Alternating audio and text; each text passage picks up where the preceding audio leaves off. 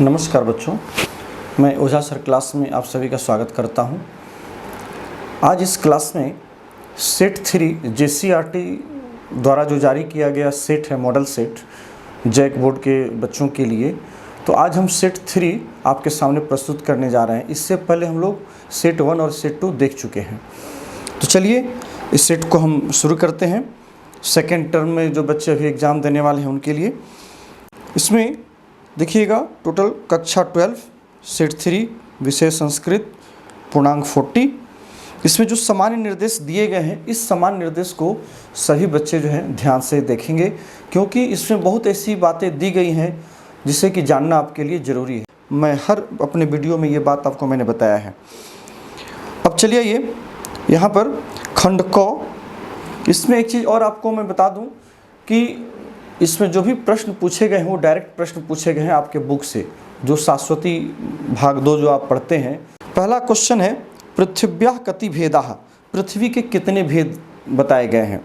तो सप्त भेदाः पृथिव्याः सप्त भेदाः सन्ति। मैंने सिर्फ मेन आंसर लिखा है, इससे आप पूरे वाक्य में लिख सकते हैं। चूँकि आपको जो आंसर करना है वो किसी 5 प्रश्नों का उत्तर करना है। ध्यान दीजिएगा, किसी 5 प्रश्नों का उत्तर करना है। यहाँ 7 दिए गए हैं। तो यहाँ पर पृथ्वी के कितने भेद हैं, तो 7 भेद हैं। दूसरा क्वेश्चन है अर्ष इति पदम कस्मै प्रयुक्तम, आकाशाय।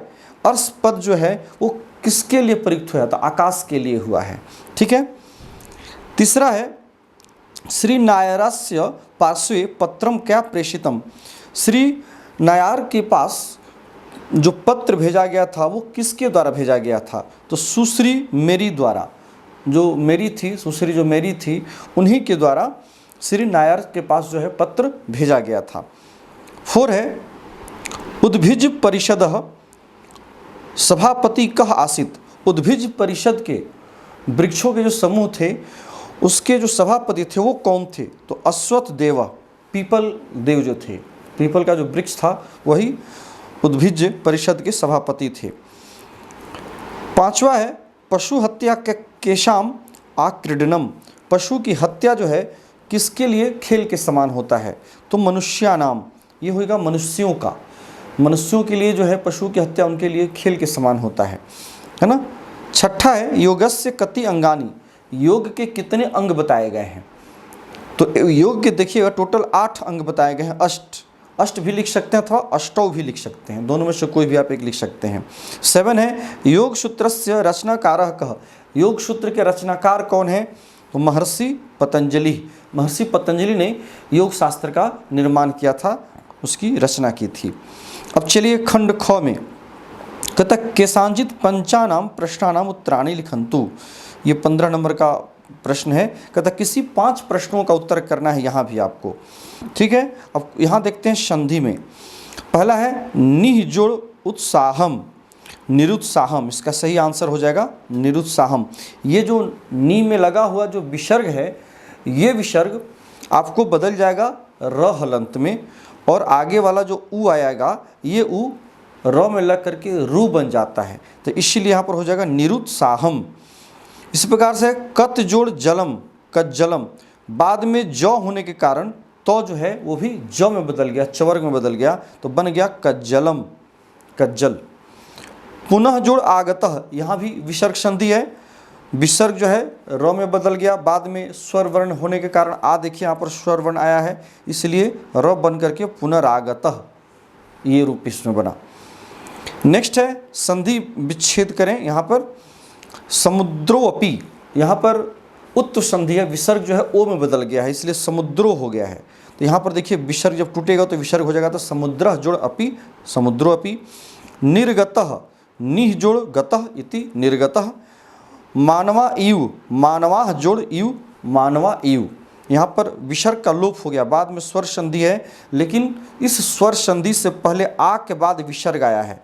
देखिए मानवा में आ है और आ के बाद विसर्ग आने पर विसर्ग का लोप हो जाता है, इसीलिए लोप होकर के मानवा इव बना। 10 में देखिए समस्त पद आपको बनाने हैं। सप्तानाम सागरानाम समाहारः इति सप्त सागरम, संख्या पूर्व द्विगु, ये समाहार द्विगु है, द्विगु में भी समाहार द्विगु जो समूह के अर्थ का परिचायक होता है। तो इसलिए यहाँ पर जो इसका समस्त पद बनता है वो नपुंसक लिंग के एक वचन में बनता है। इसलिए देखिए शब्द सागरम इसका रूप बना। सप्तानाम सागराणाम समाहारः इति शब्द सागरम। कृष्ण च अर्जुन च इति कृष्णार्जुनौ। कृष्ण और अर्जुन, कृष्ण अर्जुन हो गए। चूंकि दो कर्ता है इसलिए द्विवचन में इतरेतर द्वंद्व समास में हो जाएगा। फिर पंचानाम पल्लवानाम समाहारः, 5 पल्लवों का जहाँ समाहार है वो कहलाएगा पंच पल्लवम। ठीक है ना, यहाँ भी द्विगु समास है समाहार द्वंद्व में, समाहार द्विगु। ठीक है। 11 में चलिए विग्रह पद को आपको लिखना है। त्रिलोकी का विग्रह पद हो जाएगा त्रयानाम लोकानाम समाहारः इति त्रिलोकी। राम लक्ष्मणौ रामः च लक्ष्मणः च इति राम लक्ष्मणौ। राम और लक्ष्मण, राम लक्ष्मण द्वंद्व समास हो गया, ये द्विगु समास है। सप्ताह सप्तानाम अहनाम समाहारः, यहाँ पर देखिएगा अहना नाम नहीं होता है, अहनाम होता है। अहन शब्द है दिन के अर्थ में, और षष्ठी के बहुवचन में अहनाम होता है, अहना नाम नहीं होता है। बहुत लोग क्या करते हैं इसको अहना नाम लिखते हैं। यहाँ पर ये ध्यान रखिएगा, ये अहना नाम नहीं है, अहना नाम नहीं है, ये गलत है। ये है वास्तव में अहनाम, षष्ठी के बहुवचन में होता है अहनाम, ये आपको सही है। ठीक है। नेक्स्ट चलिए ये 12 कहता है आपको कोष्ठक से उचित पदों को चुन करके रिक्त स्थानों को भरना है, पूरा करना है। अब यहाँ पर देखिए क में रामः सह गच्छति, राम साथ जाता है, किसके साथ? सीता के साथ। तो यहाँ पर देखिएगा सह अव्यय के कारण सीता में तृतीया विभक्ति हुई और रूप बना सीतया। सीता का रूप लता की तरह चलेगा और सहार्थे तृतीया, सह के अर्थ में तृतीया विभक्ति, इसलिए यहाँ पर सीतया रूप बन गया। ख में निर्गच्छति, निकलती है। क्या निकलती है? हिमालयात, हिमालय से निकलती है। अब देखिए यहाँ पर हो जाएगा आपको हिमालयात, हिमालय से निकलती है। जहाँ से किसी चीज़ की उत्पत्ति होती हो तो उसमें पंचमी विभक्ति होती है, इसलिए यहाँ पर भी देखिए हिमालयात में पंचमी विभक्ति हो गई। नमः, नमः के योग में चतुर्थी विभक्ति काफ़ी प्रसिद्ध है, आप सभी जानते हैं, तो इसलिए यहाँ पर हो जाएगा गणेशाय नमः, श्री गणेशाय नमः। प्रकृति प्रत्यय को जोड़ना है आपको और अलग करना है। पठ जोड़ कत्वा पठित्वा। इसी प्रकार से आदाल्यप, आदाय, उपसर्ग दा धातु लेप प्रत्यय आदाय बन गया। गंतुम में गम जोड़ तुमुन इति गंतुम, जाने के लिए। क्वेश्चन नंबर 14 में उचित क्रियापदों से रिक्त स्थानों को पूरा करना है। क में हो गया अहम विद्यालयम। अब अहम करता है तो क्रिया क्या हो जाएगी? गच्छामि, अहम गच्छामि, अहम विद्यालयम गच्छामि, मैं विद्यालय जाता हूँ। उत्तम पुरुष एक वचन का करता है, इसलिए उत्तम पुरुष एक वचन की क्रिया भी होगी गच्छामि। वृक्षात पत्राणि पतंती, यहाँ पर कर्ता देखिए पत्राणि है, तो पत्राणि के अनुसार यहाँ पर पतंती बहुवचन में। इस प्रकार से त्वम यहाँ देखिए करता है, त्वम कुत्र, तो पठसी, तुम कहाँ पढ़ते हो। त्वम मध्यम पुरुष एक वचन का करता है, इसलिए मध्यम पुरुष एक वचन की क्रिया भी हो जाएगी आपकी। ठीक है। अब चलिए ये खंड गौ, इसमें कहता है किसी 3 प्रश्नों के उत्तर देने हैं। ठीक है ना। केसांचित त्रयानाम प्रश्नानाम उत्तराणि लिखंतु। यहाँ पर देखिएगा 15, 16, 17, 18, 19 ये 5 प्रश्न दिए गए हैं। किसी भी 2 प्रश्नों को जिससे आप नहीं जानते हैं उससे आप छोड़ सकते हैं। तो यहाँ पर अवकाश के लिए प्रधानाचार्य के प्रति पत्र लिखा गया है। चूँकि यहाँ पर जगह नहीं है इसलिए इस प्रश्न का उत्तर मैंने आगे किया है, वो आपको आगे हम बताएंगे, तो इसको भी हम छोड़ते हैं। फिर 16 को भी हम लोग बाद में देखेंगे आगे, चूँकि यहाँ पर जगह नहीं है। इसमें आपको छोटा सा नोट्स लिखना है, आपको टिप्पणी लिखनी है इसके ऊपर, इसकी विशेषता बतानी है। पर 3 टॉपिक दिए गए हैं, जैसे गद्य हो गया, नाटक है और चंपू काव्य है। इन तीनों में से किसी एक टॉपिक पर आपको 7 से 8 वाक्य में, 10 वाक्य में आपको एक टिप्पणी, आपको नोट लिखना है। उसी पर आपको जो है 5 नंबर रखे गए हैं, तो किसी एक पर लिखना है। तो चलिए फिर इसकी चर्चा हम लोग आगे करेंगे, क्योंकि इसका यहाँ जगह नहीं है। अभी हम लोग फिलहाल 17 देखते हैं। कहता है कि प्रदत्त शब्दानाम सहायतया अधोदत्तस्य चित्रस्य वर्णन पंचवाक्येषु कुर्वन्तु। कहता है नीचे दिए गए जो चित्र है, इस चित्र का वर्णन जो है आपको 5 वाक्यों में संस्कृत में बना करके करना है। यहाँ पर आपको देखिएगा, यहाँ मंजूषा दी गई है। यहाँ पर पहली बार हमने देखा कि इससे पहले 2 सेट था चित्र देख करके लिखने के लिए, उसमें मंजूषा नहीं दी गई थी, लेकिन यहाँ पर मंजूषा है तो आपको इसमें मदद मिल जाएगा। इस मंजूषा की सहायता से हमने यहाँ पर 5 वाक्य बनाए हैं, इसे आप देख सकते हैं। क्वेश्चन नंबर 17 का आंसर मैंने यहाँ लिख दिया है, एतत् चित्रम कक्षाया अस्ति। यह जो चित्र है वो कक्षा का है। यहाँ पर देखिए एक शिक्षिका है और साथ में बहुत सारे स्टूडेंट्स जो हैं, छात्र जो है बैठकर पढ़ रहे हैं। तो ये पूरी जो व्यवस्था है वो देखने से ही आपको पता चल रहा है कि क्लासरूम व्यवस्था है, ये कक्षा का, ये सारी की सारी जो स्थिति है वो कक्षा की स्थिति है। तो एतत् चित्रम कक्षाया अस्ति, तो कक्षा को रूप लता की तरह चलाइएगा। षष्ठी के एकवचन में का के की के लिए कक्षायाः, जैसे लतायाः वैसे हो गया कक्षायाः अस्ति।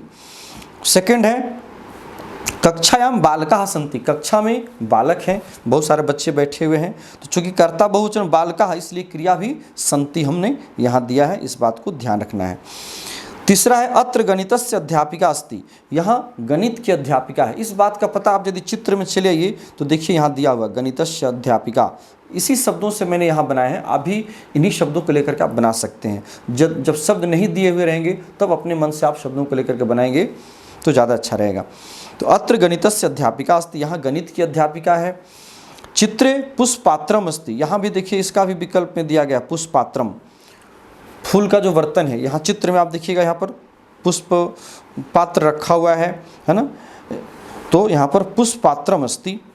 चित्रे, फिर 5वां देखिए कहता है कि चित्रे एकम श्याम पट्टम अपि अस्ति, चित्र में एक श्याम पट्ट भी है ना, चित्र में एक श्याम पट्ट भी है। श्याम पट्ट कहते हैं ब्लैक बोर्ड को, तो यहाँ आप देख सकते हैं यहाँ ब्लैक बोर्ड लगा हुआ है।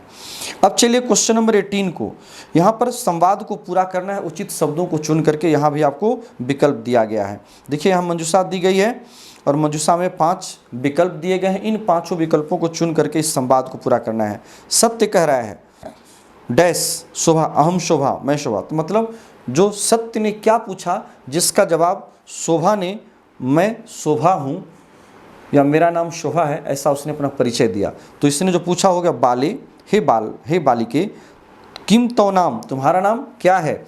यहाँ ऊपर जब आप मंजूषा को देखिएगा तो यहाँ से पता चल जाता है, मतलब तुम्हारा नाम क्या है। तब शोभा ने कहा कि अहम शोभा, मैं शोभा हूँ। फिर सत्य कह रहा है शोभा शुभम नाम, शोभा मतलब अच्छा नाम है, सुंदर नाम है। तुम कुतः आगच्छसि, तुम कहाँ से आती हो। शोभा कहती है देहली नगरात, मैं दिल्ली नगर से आती हूँ। सत्य कह रहा है कथय, कहो, किमर्थम तुम अत्र आगता, बताओ कि तुम यहाँ पर किस लिए आई हो। शोभा करिए वद त्वम किमर्थम अत्र असि, तुम भी बताओ कि किस लिए यहाँ हो। ठीक है। सत्य कह रहा है विद्याभ्यासार्थम, विद्या के अभ्यास के लिए, विद्या को सीखने के लिए। ठीक है। शोभा कहती है तरही अहम अपि विद्याभ्यासार्थम अत्र आगता, तब मैं भी जो हूँ यहाँ पर विद्या सीखने के लिए, विद्या का अभ्यास करने के लिए आई हुई हूँ। सत्य कह रहा है कुत्र पठिष्यसि तुम, कहाँ तुम पढ़ती हो। शोभा कहती है अहम भवतः विद्यालय पठिष्यामि, मैं आपके ही विद्यालय में मैं भी पढ़ूंगी। ठीक है। सत्य कह रहा है अहम अपि तत्रैव पठामि, मैं भी वहीं पढ़ूंगा, तत्रैव वहीं पठामि, पढ़ता हूँ। 19 में है आपको मंजूषा से उचित शब्दों को चुन करके यहाँ भी कथा को पूरा करना है। एक स्टोरी दी गई है, इस स्टोरी को आपको जो मंजूषा में शब्द दिए गए हैं, यहाँ पर देखिएगा 10 शब्द दिए गए हैं, 10 शब्दों को यहाँ से चुन करके आपको भरना है।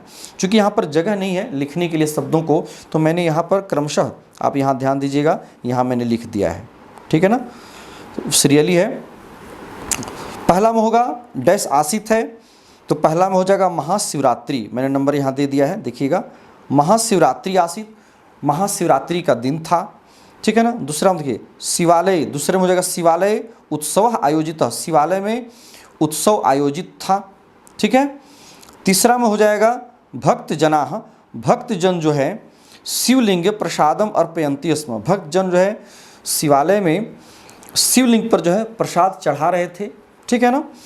बालः, चौथा में देखिए, चौथा में है आपको मूल शंकर, बालः मूल शंकर, बालक मूल शंकर जो थे चौथे नंबर में, आप यहाँ पर चलिए चौथे नंबर में मूल शंकर, बालः मूल शंकर अपि एतत् सर्वम पश्यति, बालक मूलशंकर भी ये सभी देख रहे थे।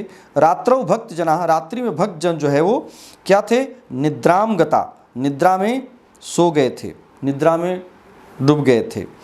मूलशंकर 6 में चलिए, शिवलिंगस्य, मूलशंकर शिवलिंगस्य समीपे उपाविशत, शिवलिंग के समीप मूलशंकर जो थे वो बैठे हुए थे। तदनंतरम, उसके बाद 7 में हो जाएगा, मुशकाह, मुशकाह आगत्य, मुशक आ करके शिवलिंग के ऊपर चढ़ करके आरूह्य प्रसादम और खादन, 8 में हो जाएगा और खादन। उसके बाद जो है चूहे वहाँ पर आकर के मुशकाह आगत्य शिवलिंगम आरूह्य, शिवलिंग पर चढ़ करके प्रसाद को उसने खा लिया। एतद् दृष्ट्वा बालः, यह देख करके बालक, वह जो बालक थे, चकितः अभवत्, काफ़ी आश्चर्यचकित हो गए, वह जो बालक था वह काफ़ी आश्चर्यचकित हो गया। कालांतरे, आगे चल करके, अयम एव बालक, यही बालक जो है दयानंद सरस्वती अभवत, यही बालक जो आगे चलकर दयानंद सरस्वती बने। ठीक है, ये आपको ये स्टोरी था दयानंद से संबंधित, जिसको मैंने यहाँ सीरियली लिख दिया, इसे आप देख सकते हैं। अब जो क्वेश्चन था 15 जो हमने शुरू में कहा था, इसको हम लोग आगे देखेंगे। तो क्वेश्चन नंबर 15 का यहाँ अवकाशार्थम प्रधानाचार्यम प्रति आवेदन पत्रम, इसे हम लोग देखेंगे। यद्यपि इस तरह का पत्र मैंने पहले भी दोनों वीडियो में लिख कर दिया है, लेकिन फिर भी मैंने यहाँ दे दिया है, थोड़ा सा चेंज है, क्योंकि आज मैंने इसको फिर अलग से मैंने लिखा है। सेवायाम, सेवा में श्रीमंत प्रधानाचार्य महोदया, सेवा में श्रीमान प्रधानाचार्य महोदय। क ख ग विद्यालय, मैंने विद्यालय का कोई भी आप नाम दे सकते हैं, XYZ, मैंने क ख ग दिया था कि विद्यालय का नाम ज़्यादा क्लियर नहीं हो। रांची नगरम, रांची नगर से पत्र लिखा जा रहा है। विषय में अवकाशार्थम आवेदन पत्रम, विषय में क्या दिया जाएगा, अवकाश के लिए आवेदन पत्र। महाशया, महाशय, सविनयम निवेदनम इदम, सविनय निवेदन यह है कि इदम अस्ति यत् अहम, मैं भवताम विद्यालय से, आपके विद्यालय का एक छात्र अस्मि, मैं एक छात्र हूँ। गृहे, घर में, मम माता ज्वरेन पीड़िता अस्ति, मेरे घर में मेरी माता जो है ज्वर से पीड़ित है, बुखार से पीड़ित है। गृहे अन्य कोऽपि नास्ति, घर में कोई दूसरा व्यक्ति नहीं है उसे देखने के लिए। ठीक है ना। अतः मह्यम, इसलिए मुझे दिन द्वयस्य, 2 दिन का जो है अवकाशम प्रदाय, अवकाश दे करके, माम अनुगृह्णन्तु, मेरे ऊपर आप अनुग्रहित करें, मुझे आप ये छुट्टी दे करके मुझे आप अनुग्रहित करें, अनुग्रह करें।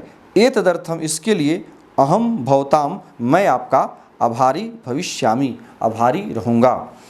सद धन्यवाद, बहुत बहुत धन्यवाद। भवताम आज्ञाकारी शिष्य, आपका आज्ञाकारी शिष्य है ना, अक्षित कुमार, जो भी आपका नाम अपना नाम दे सकते हैं। वर्ग 12, क्रमांक 15, 15 क्रमांक, वर्ग 12वीं, अनुभाग सेक्शन हो गया ए, और दिनांक जो भी डेट होगा उससे आप दे दीजिएगा। अब चलिए क्वेश्चन नंबर 16 का उत्तर, जो इसके बाद था, वो टॉपिक पर जो आपको टिप्पणी लिखनी थी, जो 3 टॉपिक दिए गए थे, उसमें आपको गद्य था, नाटक था, चंपू काव्य था। तो मैं यहाँ पर नाटक को, मैं यहाँ पर नाटक के ऊपर जो टिप्पणी है उसे मैं यहाँ पर लिख रहा हूँ। मैं अधिक से अधिक इसलिए मैं लिख रहा हूँ ताकि आप यदि 10 या 15 याद करते हैं तो भूलते भूलते भी आप 7-8 वाक्य आराम से लिख सकते हैं। ठीक है ना। इसलिए मैंने आपको जानबूझ करके मैंने अधिक वाक्य दिया है कि उतना याद करेंगे तो भूलते भूलते भी आप 7-8 वाक्य आराम से लिख सकते हैं। तो चलिए हम लोग देखते हैं नाटक क्या है, नाटक की जो उत्पत्ति है वो कैसे हुई, क्या क्या इसकी विशेषता है नाटक की। संस्कृत काव्य साहित्यस्य भेद द्वयम भवति, संस्कृत काव्य साहित्य के 2 भेद होते हैं। भेद द्वयम, 2 भेद होते हैं। कौन 2 भेद हैं? दृश्य काव्यम श्रव्य काव्यम च भेद द्वयम। दृश्य काव्य और श्रव्य काव्य, ये 2 प्रकार के आपको संस्कृत साहित्य जगत में भेद इसके काव्यों को किए जाते हैं। दृश्य काव्यम रूपकम नाटकम वा कथ्यते, दृश्य काव्य को रूपक अथवा नाटक भी कहा जाता है। रूपकस्य 10 प्रकारा भवन्ति, रूपक के कितने प्रकार होते हैं? 10 भेद होते हैं। नाटक के 10 भेद बताए गए हैं। नाटक, प्रकरण, भान, व्यायोग, इस प्रकार से टोटल जो है इत्यादि 10 इसके भेदों का वर्णन किया गया है नाटक के अर्थ में। आचार्य विश्वनाथेन एते प्रकारा कथिता, ये जो 10 भेद बताए गए हैं ये आचार्य विश्वनाथ के द्वारा जो है ये प्रकार बताए गए हैं।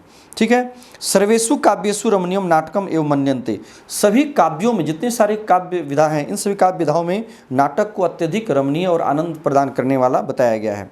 इसलिए कहा गया है काव्येषु नाटकम रम्यम, काव्यों में नाटक अत्यधिक रमणीय होता है। इति ऐसा भरत मुनिना नाट्य शास्त्रे इदम पंचम वेद कथित, भरत मुनि के द्वारा जो है नाट्य शास्त्र में इसे पंचम वेद कहा गया है। अब तक हम लोग 4 वेदों को जानते थे, लेकिन भरत मुनि ने इसे आनंद के रूप में जो है पंचम वेद का मतलब 5वां वेद का नाम इसे दिया है।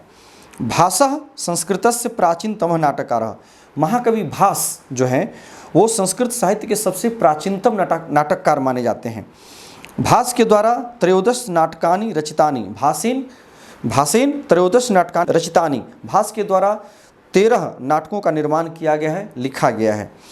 कालिदासस्य अभिज्ञान शाकुंतलम नाटकम विश्वविख्यातम वर्तते, कालिदास के द्वारा लिखा गया जो अभिज्ञान शाकुंतलम नाटक है वो नाटक जो है पूरे विश्व में प्रसिद्ध है, उससे विश्व के स्तर पर उसे ख्याति प्राप्त हुई है। नाटके न्यूनतमः 5 अंका भवन्ति, नाटक में कम से कम जो है 5 अंक होते हैं, और अत्र मतलब यहाँ इस नाटक में अधिकतमः 10 अंका भवन्ति, और अधिक से अधिक नाटकों में 10 अंक होते हैं। श्रव्य काव्यात दृश्य काव्यम अधिकतरम रस प्रदम भवती, कहता श्रव्य काव्य की अपेक्षा दृश्य काव्य जो होता है वो अत्यधिक रसोत्पत्ति करने वाला, आनंद प्रदान करने वाला होता है। इसलिए नाटक का महत्व जो है सबसे ज़्यादा ये काव्य जगत में दिया गया है। यहाँ पर एक चीज़ और है, सेट 1 में देखिए मैंने यहाँ लिख दिया है, सेट 1 में चंपू काव्य से रिलेटेड नोट आपको मिल जाएगा। मैं यहाँ नहीं लिख रहा हूँ इसलिए कि अभी सेट 1 और सेट 2 में मैंने दोनों दिया है। तो सेट 1 में चंपू काव्य से रिलेटेड है और सेट 2 में गद्य काव्य से रिलेटेड आपको नोट मिल जाएंगे। ठीक है, तो मैं पुनः फिर से दोबारा यहाँ देने में आपकी समय की बर्बादी होगी, तो इसलिए इस वीडियो को मैं यहीं समाप्त कर रहा हूँ। और इससे संबंधित जो PDF है वो PDF आपको ये डिस्क्रिप्शन बॉक्स में उपलब्ध है, आप वहाँ से डाउनलोड करके उसको आप और अच्छी तरह से स्टडी कर सकते हैं। चलिए, बहुत बहुत धन्यवाद।